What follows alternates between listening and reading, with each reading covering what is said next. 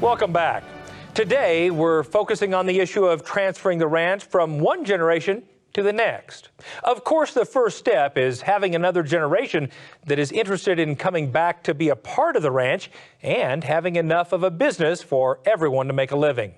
We traveled to Wyoming to see firsthand how one family managed that, as Russell Nemitz reports. In southeastern Wyoming, just outside of Cheyenne, the Isley family owns and operates the King Ranch Company. Their diversified operation includes cow-calf, stocker cattle, custom haying, as well as a custom machinery business. The combination of multiple income sources allows the family operation to support 2 generations full-time back on the ranch. I couldn't be happier. This is a parent's dream. When you get along with the family, you can keep them close. Family operations are always a challenge because you raise strong, independent-minded family and you expect them, and then you kind of want them to follow the line. Doesn't work that way. But fortunately, we communicate wonderfully. Each of the family holds stock. They're all holders in the ranch and all have a working interest. 2 of my 3 adult children live here on the ranch and work with me, as does my wife. I think what is unique for our operation is how all 3 of us siblings have kind of gotten into something different, that we weren't discouraged to try something different. I love the cow-calf operation. My brother does the yearling and the backgrounding operation, and then my sister is kind of the in-between. She loves both, and she still comes back and helps with whatever she can and possibly do. So I think that that's encouraging to know that we all can still have an individual area that we can be proficient in, as well as help each other out. Parents have to be both mentors and partners. They have to figure out what the individual needs of that particular family member might be. Some of them have an interest in machinery and maybe they want to take over the farming or those cropping operations. Other ones might have talents or intuition on livestock, and maybe that's where their emphasis should be placed. Getting a good education is paramount.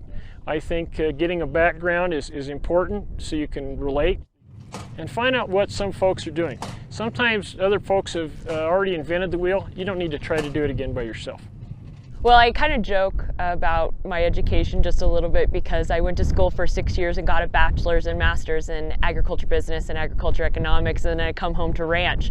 But I like to tell people that I did go to school exactly for what I wanted to do, and that was learning how to increase the operation, get a more efficient operation, and just make it a better opportunity for myself and my siblings, and making sure that my parents have a smooth transition to all 3 of us when they're ready to retire.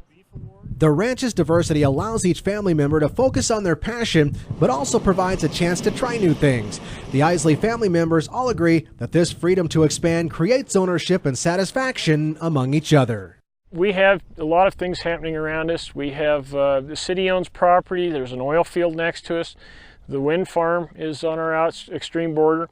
And anytime we have the opportunity to do machine work for those people, we will. We'll excavate. We'll do water lines, pipelines, build a road, maybe even roustabout work if necessary, snow removal.